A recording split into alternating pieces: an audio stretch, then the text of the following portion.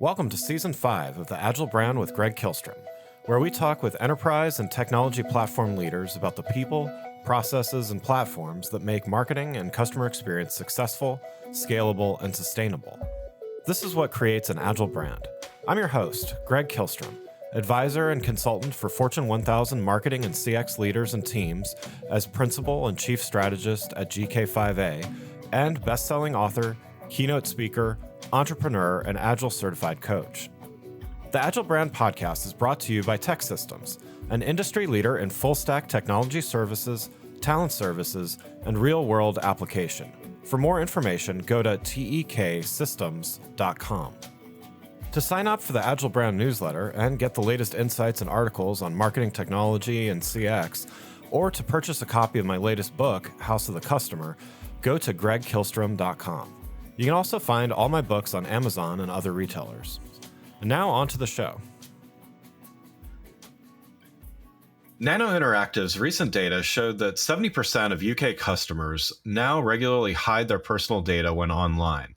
And as the government pushes through its data protection and digital information bill and its online safety bill, marketers need to be prepared for the post-cookie apocalypse, or they risk being left behind and their ad effectiveness will suffer.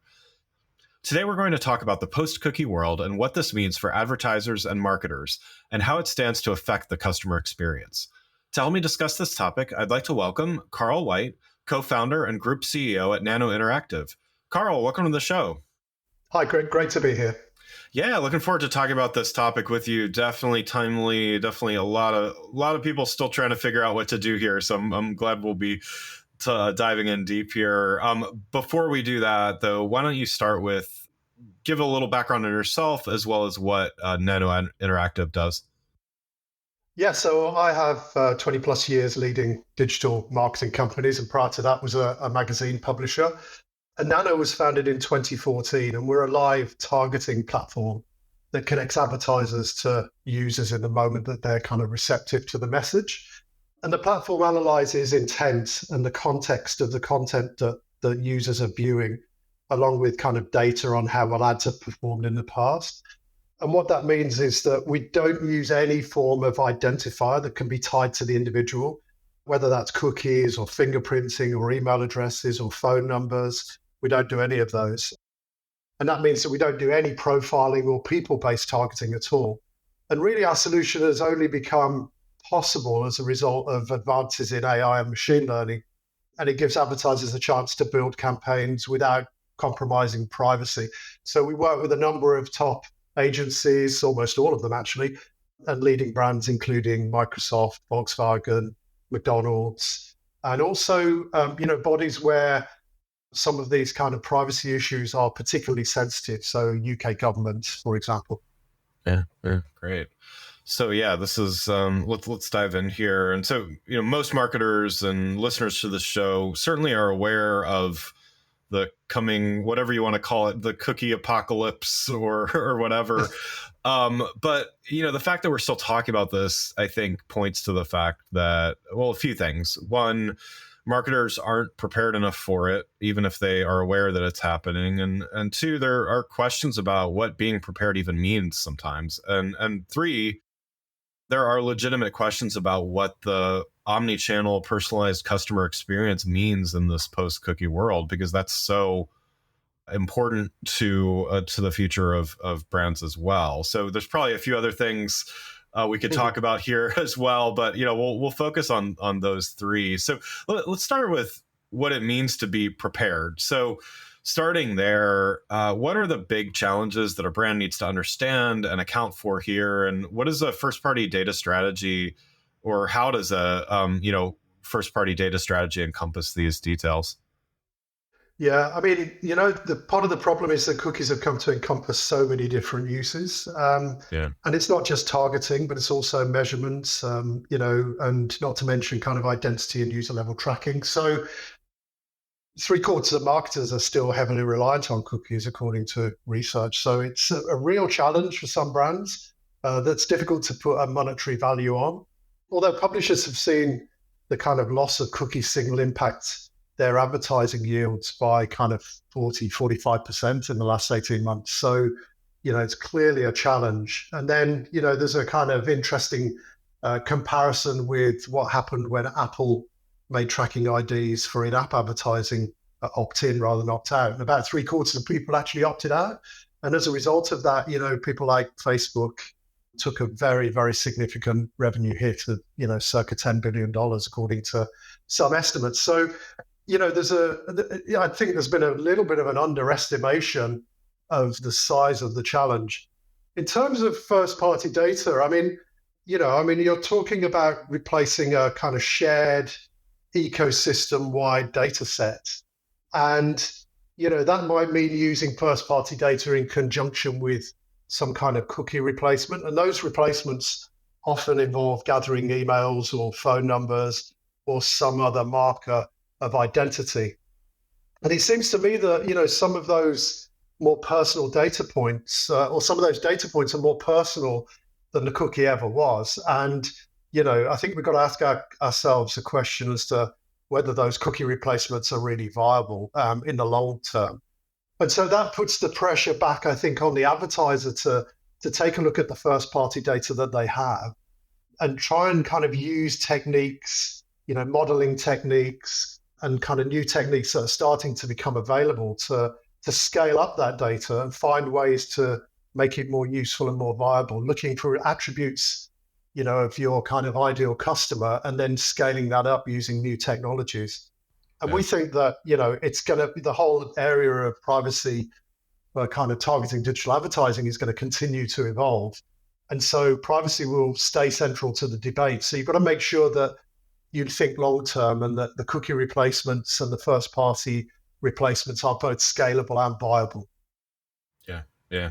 So those brands that are, let's say they're considered prepared for the post cookie world, what are they doing right now? And also given the fact that cookies aren't gone yet, so they're still technically viable, but what is a prepared brand doing, and what do they look like right now? It's a little bit of a cliche, but I'm going to say it anyway. I mean, test and learn is the key. Yeah.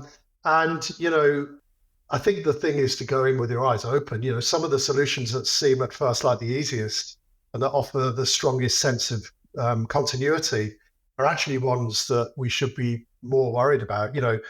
If you think of kind of IP addresses, fingerprinting, location-based targeting, mobile IDs, there's some of the methods that are kind of being clamped down on. And, I think there's strong evidence now from the consumer base that they really are taking steps to avoid being trapped. Our own research had something like 70% of UK consumers taking some kind of action to avoid being trapped on a weekly basis. So I think, first of all, there has to kind of be a move away from this kind of profiling approach, the people-based approach, and to start to look at kind of post-cookie solutions and maybe post-ID solutions a little bit further down the line, a little bit longer term. We have something called intent personas where we target specific demographics without cookies or IDs or profiling. And that uses machine learning and contextual information that we have. And then we verify that information against a panel of real people. And it's this evolution, I think, that is going to kind of be the way forward in the future. Machine learning and generative AI are massive topics for this year. But, Okay. We just have to make sure that it doesn't be, it isn't the kind of black box that it was before. Somewhat of a black box has been the problem with digital advertising before. So, I think AI-led contextual targeting can deliver performance without compromising on transparency. Yeah, because I wanted to ask you, the moving to a first party or zero party data solely brings certainly some challenges. And, is that something that's even possible to only use those types of data? Or, I know there's other solutions. There's like data clean rooms, like shared clean rooms, those kinds of things too. There's what you just mentioned, which is using other methods. So is it possible or realistic for a company to simply say, we're just going to stop using third party, we're only going to use first and zero party, and be okay with that? Or are they going to have to figure out some other ways to augment that? Well, in the long run, they're definitely going to have to figure that out. Yeah. I mean, if you take something like clean rooms, they're functioning by kind of stitching together IDs and user attributes, and that's often based on email. And ultimately, you have the same effect of profiling and tracking users wherever they are and whatever they're doing. So, Yeah. how sustainable is that? I mean, I think the clean room idea of kind of sustaining privacy of data and not kind of sharing that universally is a great way of tackling the challenge that cookies always had, and publishers always found that very difficult. I mean, I think a bigger win for an advertiser is to take their first party data and become accustomed to modeling it in order to scale it. I mean, we've successfully modeled first party data into identity free environments. And so you end up getting scale and privacy. But customers are more informed than ever, and they're kind of looking at the next privacy frontier. And I think email and phone information, mobile numbers, could be part of that. Looking at managing risk and long-term viability, I think non-people-based signals is where I would be focusing time and attention on the client side. I mean, clean rooms can be part of the answer. Scaling first-party data can be part of the answer. AI-led contextual targeting can be part of the answer. There's no one simple answer to this problem right now. Before we continue, I'd like to introduce you to a sponsor of the show, Partner Hero. Customer service outsourcing has long been available mainly to large enterprise businesses with long-term contracts and onerous procurement processes. Partner Hero is challenging business as usual and bringing the benefits of outsourcing to small and medium businesses as well as startups. With short, flexible contracts and fast ramp-up times, Partner Hero is making customer support outsourcing a viable option for small and medium businesses and startups. It's perfect for companies with seasonality expecting a temporary spike in volume or that simply need to scale up. And their focus on quality means your customers will get an experience that feels like it comes from your team. If you're ready to bring in outside customer support help for your company that feels like it's part of your existing team, check out Partner Hero. Head on over to partnerhero.com/agile, that's partnerhero.com/AGILE, to book a free consultation with their solutions team. Mention you heard about Partner Hero from the Agile brand and they'll waive the setup fee. Now let's get back to the show. You touched on it a little bit, but could you just clarify a little bit more when you mention identity-free, solutions and things like that? What exactly does that mean? Well, identity-free solutions is looking at, the context of the environment and the semantics and the real meaning and understanding of that content, whether it's video, audio, or web-based. And so what we will do, for example, is we look at the kind of the underlying emotional kind of resonance of that content and the kind of how that might impact the user. So we're looking at the real underlying meaning, not just the keywords, and we're looking at how that might track back to an intent. And that means that we end up having some quite complex algorithms that are kind of calculating the impact of that contextual environment. And it's only really been possible recently to do that. Yeah. So let's talk a little bit about the current state of preparation here. I think we touched on a little bit in the beginning, but I think I might know some of the answer here already. But from what you're seeing, are brands ready for this post-cookie world?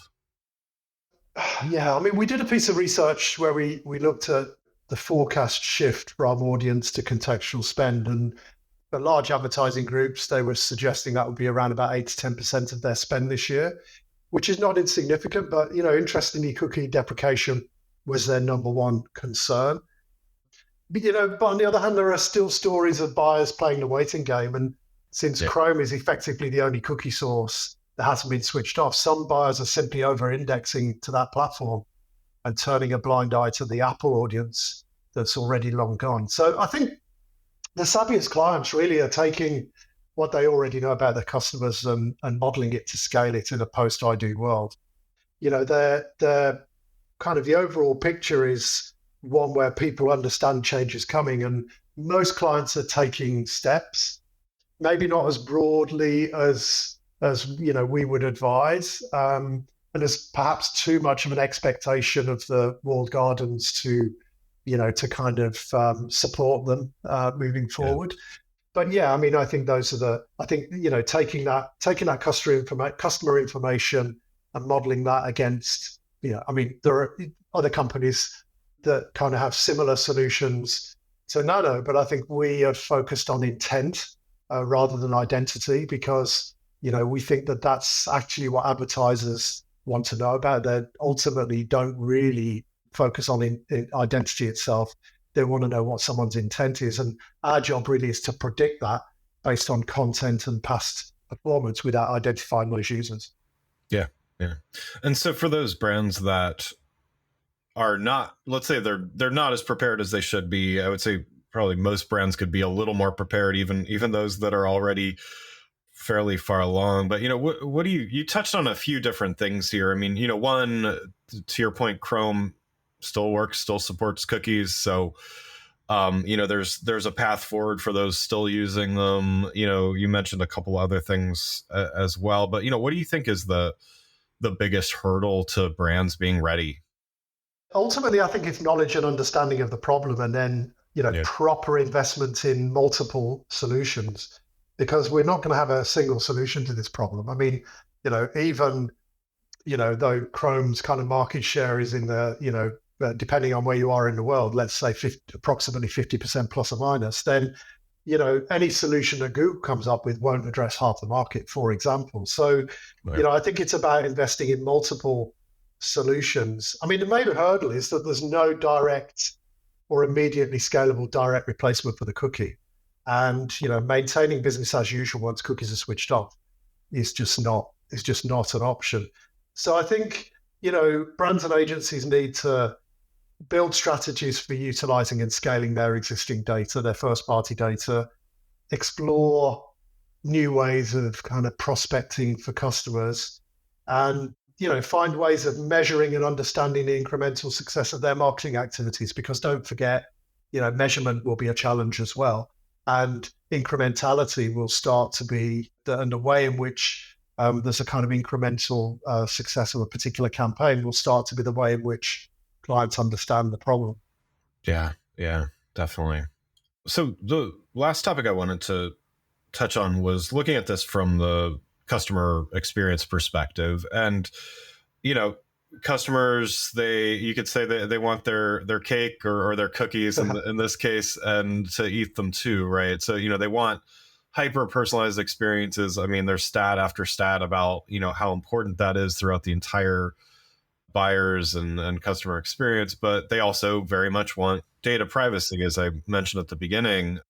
So both are important. And is it possible to achieve both and do this well? Yeah, I mean, advances in contextual and live targeting hand in hand, I do think offer the hope of, a full privacy protection for customers. I think they're quite within their rights to want personalized experience that don't undermine their privacy.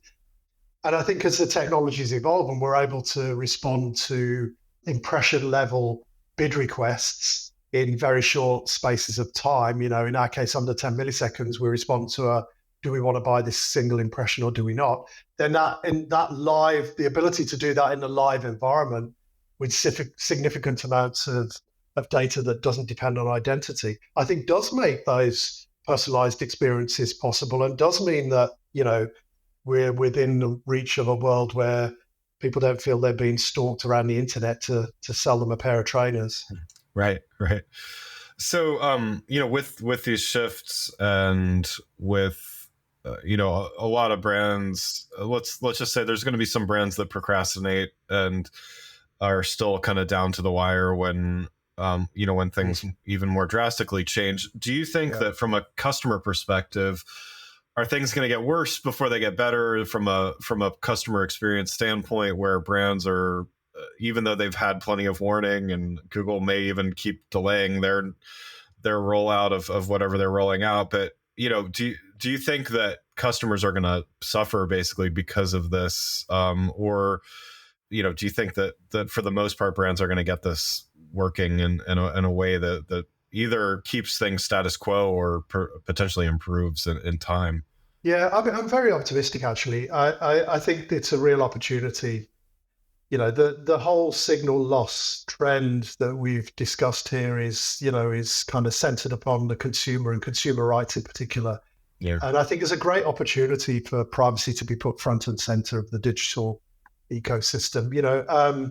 I think customers can see the great content that they kind of demand without feeling they're being followed. And I think as digital natives grow up, they're demanding that more than ever. And they kind of literally see privacy as power. And I think we can embrace that as an industry. I think that we have the tools to be able to do that now, whereas, 5 years ago, maybe we didn't.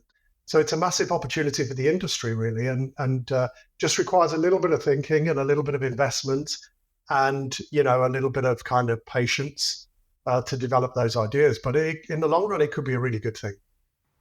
Yeah, I agree. Well, Carl, thanks so much for joining the show. I've got one last question before we wrap up here. So you've given some great advice already, but what's one piece of advice that you would have for brands that, they may be a little bit late? They're those procrastinators, perhaps a little late to preparation for this post-cookie world. What can they do today to make a first or a next step towards that goal? Well, thanks for inviting me on, Greg. I've really enjoyed it. Yeah. I think the advice would be to get under the hood, fully understand the technologies in your marketing and advertising. Start learning how to model and scale your data using some of the new approaches, and kind of understand what worked and what didn't. And don't rely on identity and kind of profiling techniques. I mean, ultimately, don't think post-cookie, think post-ID, and don't just depend on the walled gardens to give you the answers. Yeah, great advice.